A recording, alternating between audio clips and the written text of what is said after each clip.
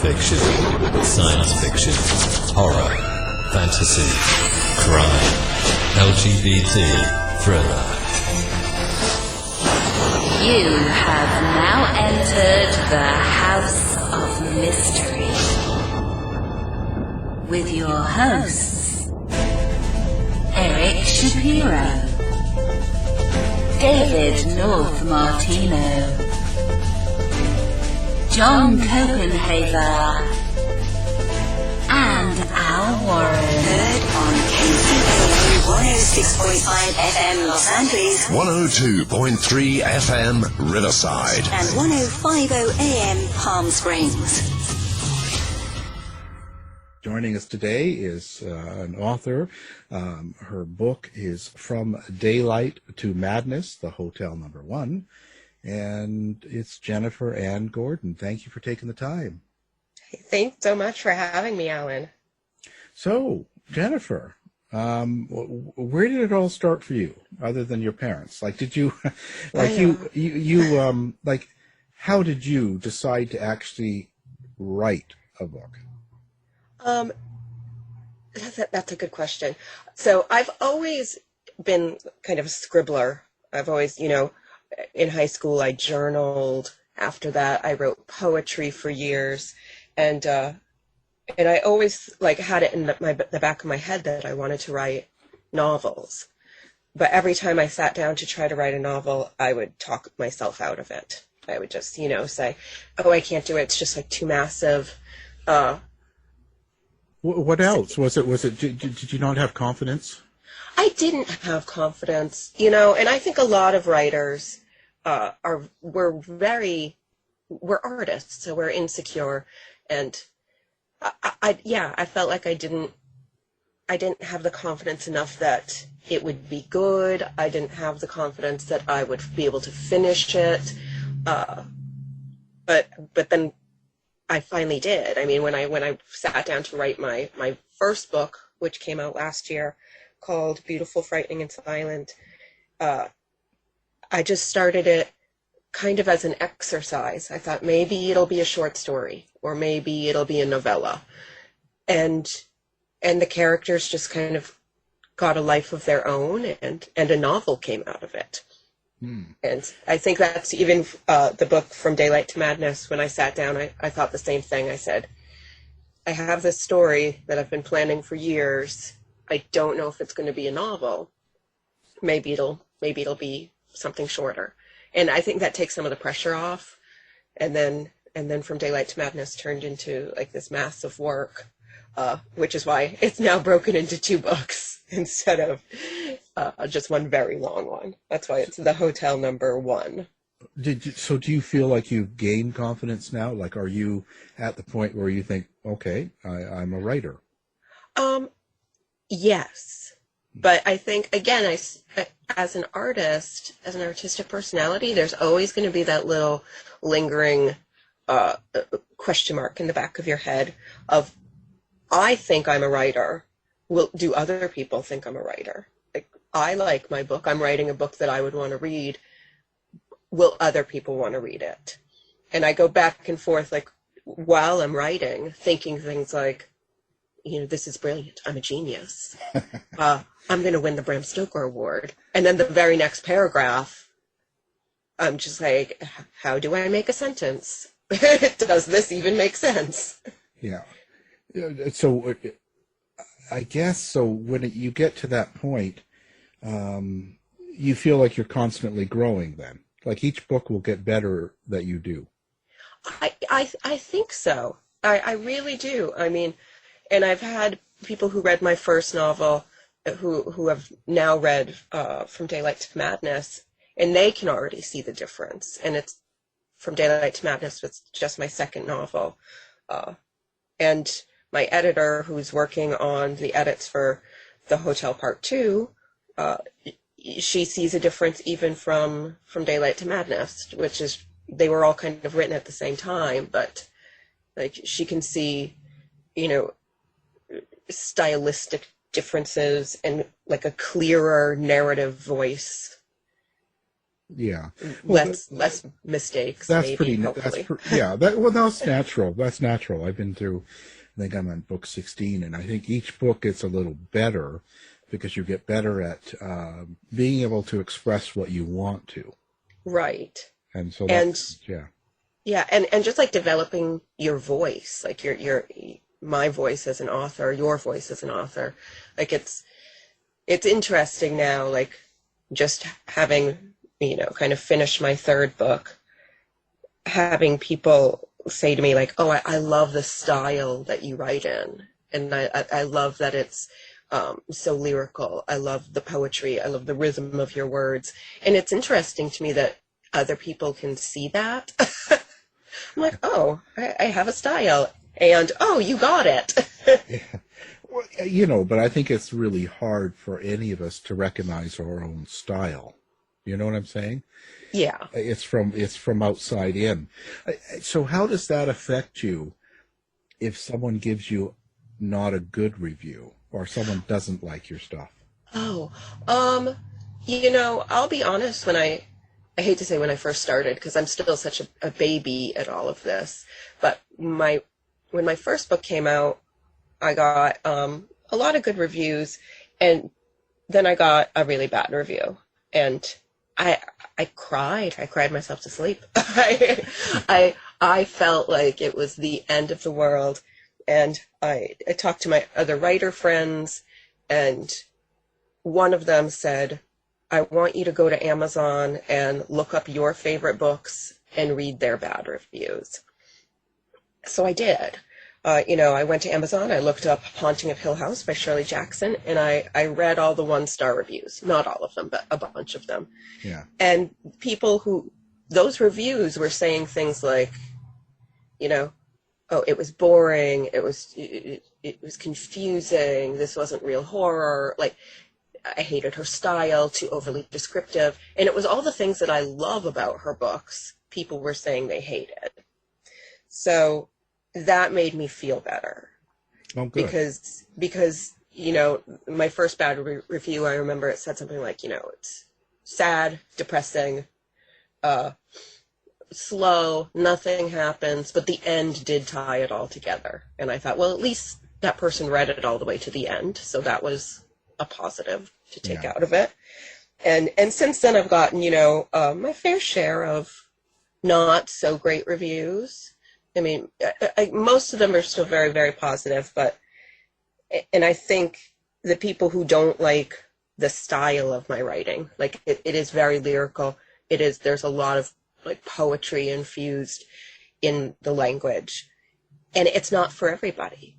And no matter how good my book is, if somebody doesn't want to read a Gothic horror novel that is lyrical and poetic in nature, they're not going to like my book. Like, if they just won't. They're not going to like it if they don't want to read something that's kind of sad. Right. Because I've gotten reviews like that too. They were like, oh, it was just depressing. I'm like, didn't you read the back of the book? I mean, it clearly is about like a woman who goes to a mental institution after she loses a baby. Of course it's a little depressing. Kind of sounds like a party. I know. Well, I remember even way back when I was pitching my first book, I got an offer from a publishing house that I didn't take, but they said, we loved it. We loved everything about it. We want to publish it, except it needs a rewrite because your main character should be funnier. He should be funny. And in that book, Beautiful, Frightening, and Silent, it's about a man who's slowly going insane because he feels responsible for the death of his son and his wife. And I'm like, but he's not a funny character. Like, he's not going to be cracking jokes. He's having a nervous breakdown in a haunted house. And so I asked them, I was like, what parts am I supposed to make funny? And they were like, well, just give him a sense of humor, make him maybe sarcastic. And I said no, because then it wouldn't be my book anymore, and he wouldn't be my character that I loved so much. Yeah. Well, and that's something you have to be careful of, because not only that, there's, one of my books was made into a made for TV movie. And I didn't realize, I was so excited that they wanted to sign me that I signed and flew down to LA and had a great time. And at the end of the day, they changed the whole thing. And I got really kind of out of joint. I kind of thought, well, this isn't even close to the book. It's like, no, but we got to keep people on the edge of their seats. We want to make sure they don't turn the channel. It's like, oh, okay. So then why don't you just write your own story? I mean, it was, but maybe they really liked your title. Well, no, it was the title, it was who it was about, and it gave them credibility. So that's kind of what they do. So if you've got like a true crime book and it's credible, and if it's part of what they're doing, and then all of a sudden it gives you that credibility, so people say, well, this has got to be pretty real. Yeah. Some of it is, but there's a lot that they just sort of throw in there, and so you have to be very careful with that, and with publishers, because they will do things like that. But anyway, now when we get into your characters, how is it that you decide your characters? Like, where do they come from? Is this total imagination? Is this something that you've met someone and you know them, or you've seen them on the street? Where does it start? So for me, this is probably going to sound like I'm a kook. But I'm just gonna go with it. From Daylight to Madness, I'll talk about the characters in that book, because that is my new release. They, my two main characters, and again, this sounds weird, came to me because I was getting past life regression. I was being hypnotized, and I saw flashes, very specifically, of my main character, Isabelle, flashes of her life, and some of the experiences she had, and a person she met. And I became so fascinated, whether this was my past life, if it was just my brain telling me a story. I wanted to know more about her, Isabelle. And so I created a story for her. But she came to me under hypnosis, which sounds silly. So where does that come from? No, that's we've got a medium that hosts our paranormal show, so I'm quite familiar with this. So do you have, I guess, how do I say it? Do you have a belief or an interest, or have you had experiences in the paranormal that makes this come to life for you? Yes, to all of those things. I am a believer in the paranormal. I'm a believer in ghosts.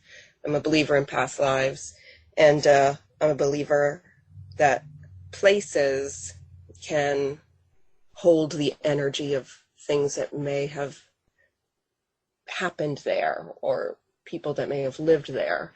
And I've had a lot of experiences with spirits. I've gone to a lot of haunted places, and I do feel them when they're about. And yeah. No. So, but that's interesting. So when you have a character like, I believe it was Isabelle, right? Yes. And Isabelle comes to you when you're doing one of these past life, or when you're doing kind of a hypnosis or whatever. Mm-hmm. So when that happens, and you decide that you're going to write a book using her as a character, did that put a sense of responsibility on how you wrote it? Yes, it did, especially because, the experiences I had during the past life regression, I felt so connected to her, because obviously it was past life regression, so she's part of me. And even though this book is fiction, the very, very first scene, my prologue, is what I experienced in the past life regression. So that sort of came to me fully formed. I just had to write it. I had to make it art instead of a memory. So she came to me like that, and then I created a world around her. I took that experience that I believe she had, and that was the catalyst for, you know, a horror novel, as it turns out. You know, when I had the past life regression, it was years and years and years ago, and I always thought I'm going to write her story, and I thought I was going to write historical fiction, and I think that was one of the reasons why I didn't write that book for so long, because I kept thinking, no, it's going to just be literature. It's just going to be the story of this woman's life. And once I realized that I could do both, I could have it be historical fiction, and I could have it be, a creepy, gothic, haunting, then that made me feel better. So I had a responsibility to her, but also the imagination to, create a world for her that wasn't real. So do you still feel a connection to Isabelle, and have you had experiences since then? I have. So I do feel very connected to her. She was really, really real to me. All my characters are very real in my head. And sometimes they do things that I don't expect them to do, and then I yell at them. But I am connected to her. But I'm also really connected to my completely fictional characters too. I think as a writer, I spend a lot of time building the character. Even just in my head, I know everything about them. I went to school for theater, so one of the major things that we would always work on is character development.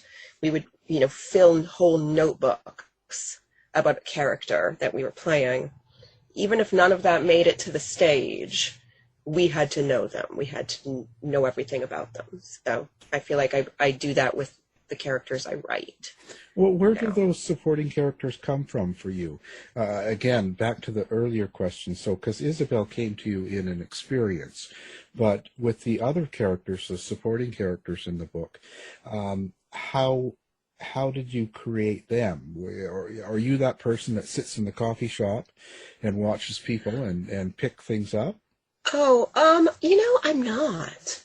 I'm really not. I used to, again, like in school for theater, that would be some of our assignments, is go and watch people. But now, I don't know, I think they just kind of pop out of my head. But they're also, I won't lie, some of them are like amalgamations of people I know. Right. Like a little bit of, the ex-husband mixed with, Yeah. a bad ex-boss, like something crazy, and then voila, villain. Yeah, but do you take people that you've kind of known? Let's say you take an ex-boss and an ex-boyfriend or husband or whatever, and they're both kind of turned out bad for you, and so you take kind of their bad things and make a character that's pretty evil. But do you do that on purpose to have some sort of retribution? Do you think? Do you kill them off? I'm not going to comment on the killing off, because there would be spoilers for all of my books. Right. I do it, I think, a little bit. It is therapy. It is therapy to kind of exercise your demons. I know in my first novel, Beautiful, Frightening, and Silent, it involves an assault. It involves an abusive situation, a woman being in an abusive relationship.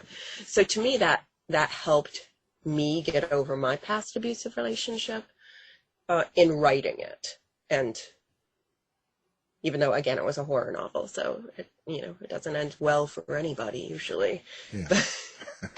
It's not the happily ever after. I know. So it's funny. When my advanced reader copies went out From Daylight to Madness, and I was getting some early reviews, people were saying, "Oh, I really my main characters, Isabelle and Francis, I really hope it works out for them. Like, I hope they get their happily ever after. And I felt so bad because it's not a romance. So, Yeah. And some things, they tend to not go as smoothly when you're both patients in a Victorian mental institution. Like, there's not a lot of chance for a good riding off into the sunset together. Not a lot of warmth there. I know. Well, so what made you go to horror? Like, what was it that triggered you into writing, frightening stories? I've always been a huge horror fan since I was a kid. I read my first Stephen King at the age of 10, and I haven't looked back since. So it's my go-to genre for everything, for movies, for TV, and I like all kinds of horror, like 80s slasher flicks to the weird Japanese moody new horror movies. I like it all. So, and as a writer, I think I want to write something that I would want to read. And my favorite types of books in the horror genre are Gothic horror. I love slow burning, unsettling, creepy buildings. Like, I like the idea that you can walk into a room, and though it seems nice, like, you can tell, like, it looks like there's, like, faces in the wall. Like, I just love that kind of horror, like a subtle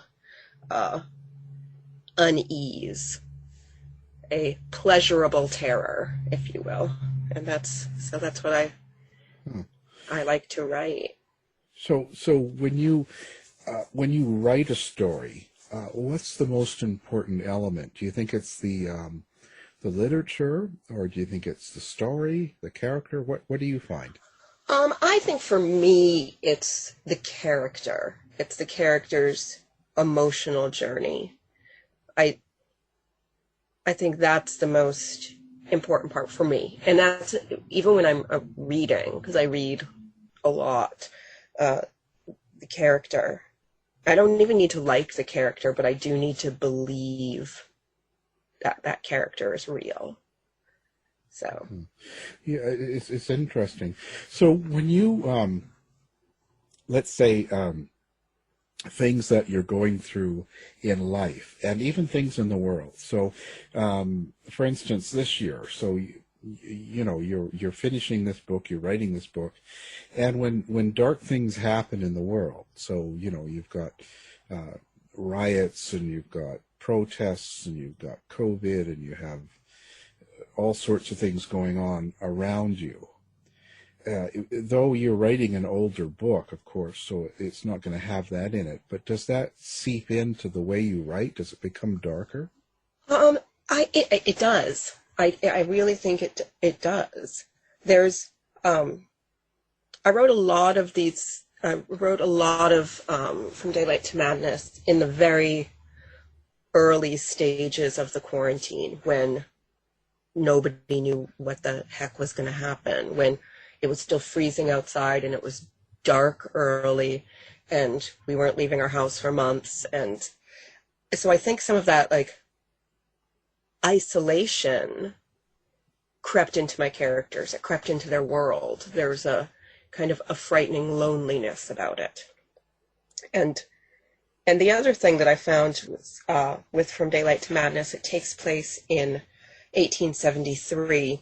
So, we're years after the Civil War, but there's still like this, like, ache in the country, like and I mention it a few times in the book, and I think we're kind of going through that now, because it's like very rarely does the world or even the whole country experience something together, and it kind of scars the country, it scars our world, and I think there's a similar feeling, a similar, existential angst that happens after any kind of major tragedy.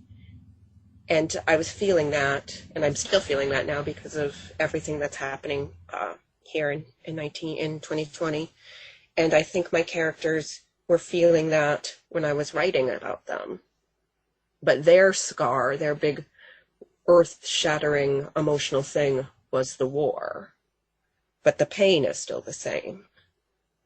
The fear is still the same of what if it gets bad again? It always does eventually, but yeah. Well, there's always a setback.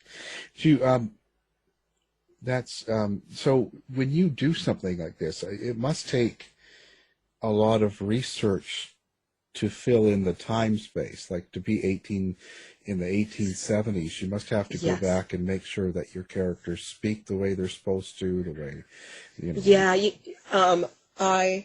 I tried not to have the language be so stilted that it would be unreadable, but it was a lot of research. Most of the book takes place on an island, so there were just like a lot of things. I did a lot of research on some specific islands that are off the coast of New England where I live to understand just like everything about it, everything like how far you could dig a hole on a rocky island, specifically a very specific island I'm thinking about. And the research of all the little things that takes up so much time, like what were they using for lights? What were their shoes like? What is, the weirdest things, like I was trying to describe chairs on a porch, and I would call them Adirondack chairs. And I'm like, oh, when were Adirondack chairs invented? They weren't invented in 1873. So like the little things like that, they add up. Like, oh no, I was like, I wanted people to go into like a restaurant, but the word restaurant wasn't popularly used in the United States until the 1930s. Right. So I'm like, oh gosh, what do I call this random place of eating then? You mean there was no McDonald's drive-through? No, but that's important. But because a lot of times when I read or if I'm watching a story about something happening a long time ago, like in the 1800s, it really throws me when their speech is so 2020. Right. I mean, sorry for your loss, and it's like, what? I know. Like, don't say that. Yeah. Just but that will throw my mind off of the story. So it's very important. I think people really do the research. Yeah, you have to. My books take place in like this little island off the coast of Portland, Maine, and just like figuring out who was living there at that time, like what was the demographic of people, who was staffing hotels, quote unquote hotels that were really just places for a rest cure, like who was working there, and so I did a lot of work. I had a genealogist help me, and she did great, outstanding research on old Victorian era island hotels of New England and what the staff was like. And it was the majority of people that worked there were young Irish girls. So, and I never would have known that. I did research on like an almshouse, a poorhouse, to figure out, who was there, what was killing people, why were there orphans, okay. And, there was a Spanish influenza outbreak. So, because you just have to, like, figure out where your character is now and then backtrack it. Like, okay, she's 36 now, so that means when she was a child, this is what was going on. So every time she would have a memory of her childhood, I had to know about that time period too. Yeah. No, but that makes the story. That makes it complete. It makes it authentic. Like you said, I love historical fiction, but I have a hard time watching a lot of historical fiction TV shows because they are so bad. Yeah. With, like, specifically the clothing. Sometimes I'm like, what is she? She's wearing a prom dress. She wouldn't have bare shoulders. Yeah. No, I know. But that, I don't think, well, I think because of the way things are streamed now, I think a lot of these streaming networks are under pressure to do a lot of shows. So I think there's a lot of formulated writing. Yeah. So people just kind of formulate it, put it together, and get it out there. And they don't pay attention to the detail. You know, and that throws people if they have any idea of what it was really like. Mm-hmm. That's interesting. So now, besides the story and the characters, when so I pick up From Daylight to Madness, and I bring it home, and I read it. Is there something you want me to take away from that book, other than the story and the characters? Oh,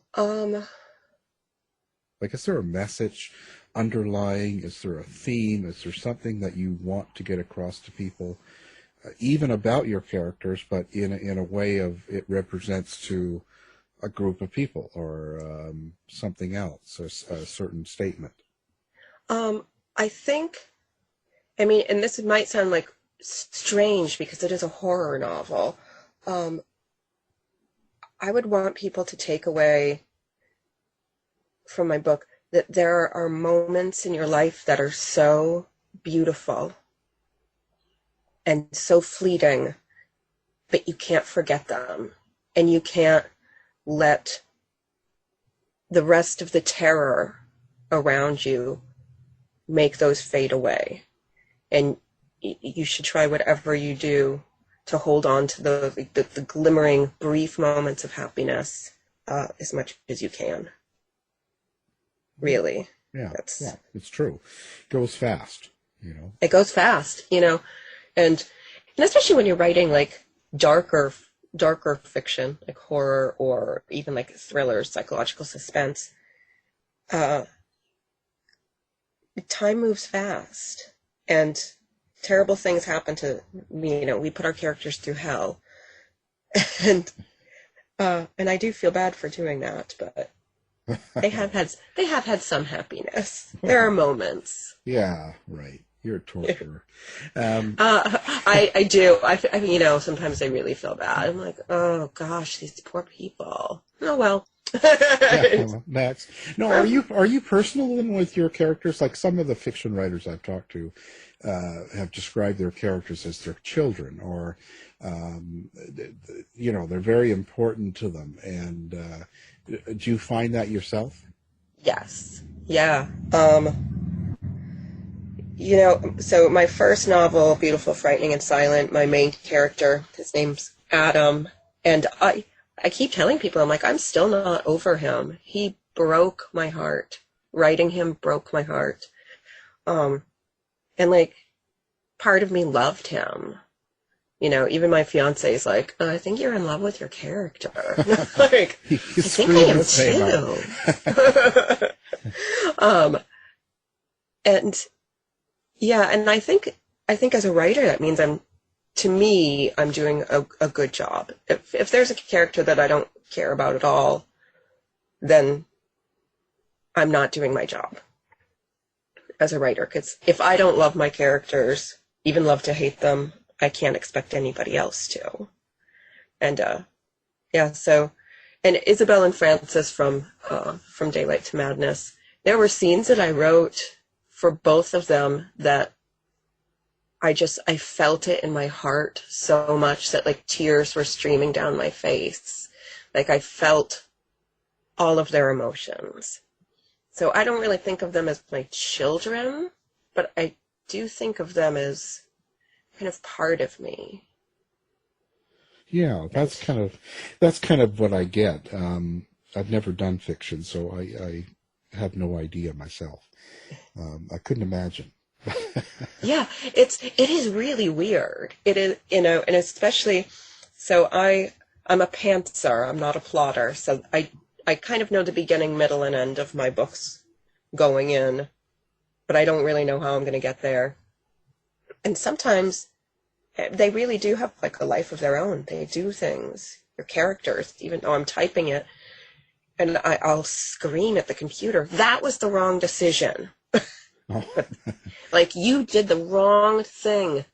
You're going to ruin your whole life now.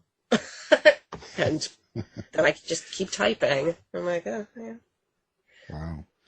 That's such a different experience than what I go through. So that's really fascinating, you know. Wow.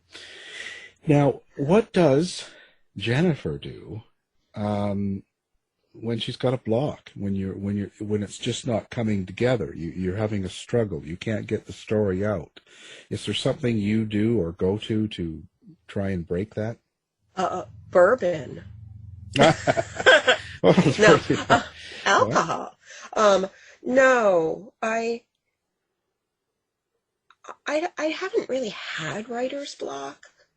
I've had things where I feel like it's like not flowing, and if it's not flowing, I give myself permission to walk away from it for a couple days, a day. I'll do either research, or I do a lot of I make a lot of like promotional images for my books and stuff. So I'll look through photos, stock photos, and trying to find things that fit the feeling of my book. And sometimes like I'll just see an image and go, oh, I'm unblocked. I feel it now. Like scrolling through hundreds and hundreds of photos, and then you see somebody that is exactly who your character is. And you go, that's incredible. And just like the way they're standing or the way their eyes are moving. And then to me, it invigorates me all over again. So being a horror fan and being a horror author, how do you find modern day horrors compared to something, let's say, 100 years ago, or even in the 30s and 40s, like the Frankenstein, Dracula, and all that stuff, the originals like that, compared to what comes out now? Of course, nowadays, in movies, they've got so much better technique and more money and all that stuff, right? But the stories themselves, do you find modern day horror stories to be as original or as good, or how would you describe them? I think there's a trend, a good trend right now that, like, it doesn't have a name, but I always call it smart horror. Like the new Haunting of Hill House series from Netflix, movies like The Little Stranger, TV shows like Dark, or movies like Hereditary, things like that, that are taking horror to a new level, making it more emotional, more real. And again, I think you're getting really great actors now who are willing to star in horror films, whereas even back in the 80s and the 70s, the horror films were like, B-list, no-name actors. Like, they would just, hire nobodies, pay them $5,000. They, get chased around the summer camp by somebody with an axe, and the end. I like those movies, but I think there's a more intellectualized horror now. Like, and I think that the thing that you brought up earlier about like all these streaming services, and we have access to everything now. We can watch all the old horror movies. Like, we're like desensitized in many ways to horror. And I mean, because the world is horrifying. So I think the things that are happening now in horror films, instead of just like making us scared and our hearts pounding, they're also making us think, and weirdly like worry and care. So I like what's happening in horror now. It's happening in horror novels as well. And I think there's a lot more female horror writers that are that are in the genre right now and that are getting some good attention. But what does that bring? Like, so how do you distinguish between a female and a male, as in horror? As this isn't my category. So is there a different type of writing that comes from a female, or let's say a feminine person, as compared to a masculine? I don't think the writing is different. I think the respect is different now. And I think, I've been going to like horror conventions for years, and it's a very male-dominated genre. Right. For the people who are at the convention, to, the actors they chose to be there. It was predominantly men. And I think my whole life, every time somebody says like, oh, well, what are you into? Like, what kind of movies, blah, blah, blah. And I always say, I'm into horror. And they're always shocked. Like, not so much anymore, but they used to be like, oh, but that's like for guys, or that's, or you seem so like happy and friendly. And I'm like, you think that just because I love horror and I'm obsessed with true crime podcasts and that I should be like, mean? Well, that's when you tell them you got two bodies in the trunk, so. Yeah. And there's room for a third. There's room for more.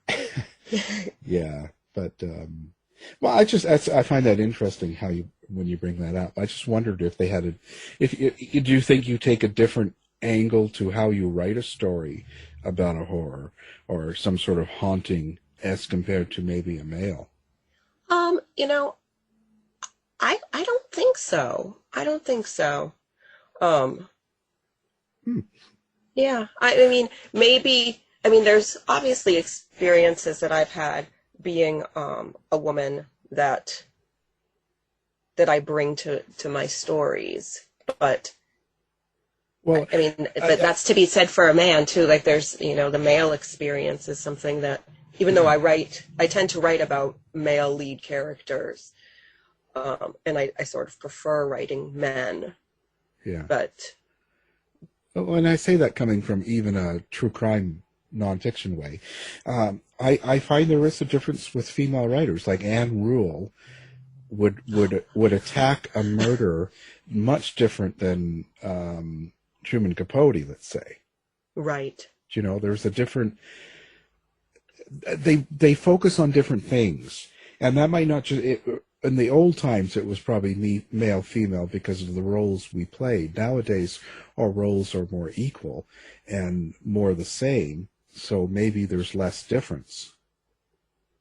Yeah, I think so. Because to me, I don't really notice. I only notice it's like a male perspective, quote unquote, or a female perspective. We'll say a male perspective. I only notice it when it's something where like they're just describing a woman, right, and it's like so overtly sexual for no reason. Yeah. Like for no reason at all. It's like, like Barbara was making coffee in the office. Her breasts tight, blah, blah, like all this stuff. And I'm like, why? Yeah. What? Yeah. Why is this even happening? Right. And I think that's sort of what I mean. So in a horror, you're always, like a lot of the old style horrors, there was a lot of females that were the focus of the ones being terrified and killed or, attacked. It wasn't, you weren't getting psycho with a man in the shower, right? Exactly. That, so I just wondered that because in true crime, it's changed.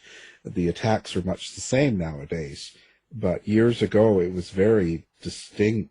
You could tell the difference. Do you think, so in true crime, like, were the female authors, do you think they, I don't want to say favored the victims more, but I always felt like there was more of a focus on the victims. Well, not so much that there was more, but they had more emotional ties. Yeah. So a female writer like Anne Rule could talk about what it was like to be loved by a killer or being beside someone and talk about it in a emotional, sensual way. whereas a man in general, especially in the old days for sure, didn't write it that way. Do you know what I'm saying? They wouldn't explain it as if, to them it would be a different thing. If they were sleeping with a serial killer and found out, they would talk about it in a different light. It's not so emotional or sensual. Right. And you're right. It would be more sexual and more aggressive. Yeah, more aggressive. So, so there was a difference. I think nowadays I don't find as much of that. I think that it's more kind of across the lines now. I don't see so much of that. But so I was just wondering, because even, like I said, you look at the old horrors, even, the Vincent Price and all those, and even Psycho, it was always aimed at a female, and it was written from a male perspective. So it was terrifying that way. But, so what I'm saying is, do you think a female writer who wrote, if they were to write something like Psycho, would it come out the same? Yeah, it's really interesting because I'm like racking my brain, and because you're like traditional, quote unquote traditional horror, it was always a woman running through the woods screaming, a woman fleeing a house, and in the two books that I have out so far, in everything I've written right now, like in my first book, Beautiful, Frightening, and Silent, it's a story of a man being haunted and petrified. And the person doing the haunting is a woman. She's like this, so it's a female ghost. Right. And a petrified man. And but that's more acceptable now. You can do that now, and people, it's more believable, it's more acceptable. If you did that in 1960, people would kind of think, oh, this is ridiculous. Yeah. They would. Yeah. Men aren't like that. What are you talking about? It's an awkward situation. I just think that it's good. I think that's a better thing because now people have more expression, Yeah. I know. I've had a lot of people, since I've been doing interviews and stuff, they've come right out and asked me, they're like, is it hard to write, from the point of view of a man? And I'm like, you would never ask a male author, oh, is it hard to write a woman? Yeah. You don't ask that. And I was like, no, because my characters are just having human experiences. Right. I haven't written anything from a man's point of view that I don't understand, because I'm writing about human experiences. I'm writing about emotion.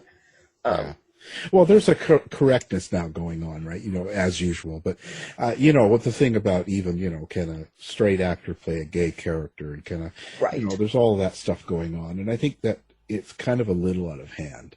I think that that's why you are an actor. You are acting. Yes, exactly. You're right. You're doing that job. It doesn't matter. And the more we try to define our characters by their sexuality or by their color or whatever, you kind of lose some of the humanity in it. Right. And so in From Daylight to Madness, my character Isabelle, so this is not really a spoiler, but somebody asks her, and she's married to a man. They ask her if she's ever really been in love, and she says, yes, I was in love with a girl. Her name was Molly. And I had somebody read it, and they're like, oh my gosh, you're writing like an LGBTQ horror novel. And I'm like, no, I'm not. I'm just writing a horror novel. And they're like, oh, but she's pansexual or bisexual. And I'm like, yes, probably, but in her heart, she didn't even, there was no words for that for her. Like, right. She wasn't having a gay experience. It was an experience of love. Right. So, and back then, I don't think you wouldn't, in 1700s, any of those days, you wouldn't sit there, and if you had an attraction, you wouldn't be thinking, oh, maybe we could get together and live together, buy a horse and 2 dogs, and that's exactly. There was no such thing as developing a relationship. So it totally wouldn't be on their mind. Yeah, like she didn't, and like, so when I was like exploring this with her character, it's like at that moment that she says Molly's name, I think truthfully that's the first time she even admitted it to herself. like, oh yeah, Yeah. I guess I was in love once. Yeah, it's kind of crazy. But that's great. I think that brings up an experience of someone a long time ago and how they would have felt about such feelings. Right. As compared to now. Because now, if you were writing a character in 2020, she would probably be open to the idea. Yes. You know. Yeah, because, so like the whole thing in From Daylight to Madness, it's like one very brief scene, and it's a memory she has of, like, you know, Molly, the girl she was in love with, kissing her very briefly while Isabelle was sleeping. But Isabelle wasn't asleep, but she was too scared to open her eyes. And that was like the big thing. She was just like, what would have happened if I had opened my eyes and allowed myself to love this person? But it was like not even an option for her. She didn't even understand that she could do that. Right. There was no concept of developing a relationship, moving in together, getting married, or any of that stuff. We'll adopt children. Yeah. I know. Especially, I mean, No, they just couldn't do it. You don't know, it's not a focus, but it was still against the law. It was illegal. So, I mean, it was more attention on the male-male relationships, but yes, but it was definitely not, legal. So, yeah, I think it's all interesting. I think it's great, and you're doing great work. Now, do you have a place that you would like people to come find your work? Do you have a website? Do you have like a blog or what? I do. I have, my website is Anne and that's Anne with an E, like Anne of Green Gables. So JenniferAnneGordon.com, that has kind of everything on there. It has my books. It has, I dabble in art and photography, so that's on there too. A link to my podcast, Fox Vomitists, is there as well. So that's kind of the be-all, end-all. JenniferAnneGordon.com. You can get all my Instagram links and my Facebook links and everything are there. Fantastic. As well. And great. Well, we'll put that on our website, and we'll put your book up there so people can click when they listen, and then they can find you and they can, say hi. Yes, I do like it. I like it when people say hi. You can benevolently stalk me. Just don't really stalk me. Yeah, don't be outside the door. Right. Yeah. I've seen too many true crime documentaries. I'm always watching. Yeah. No, it's way too close to home. I'll tell you. Wow, this has been a great conversation. Thank you so much, Alan. This was fun. The book is called From Daylight to Madness, Hotel Number 1, and our guest has been the author, which is Jennifer Anne Gordon. And I appreciate you being here. Thank you. Thank you so much. To find out more about our show, guests, or to listen to past shows from our archive, please go to www.houseofmysteryradio.com. Show's over for now. Was it as good for you as it was for me? Well, good night. This has been a production of Something Weird Media. I'll be back.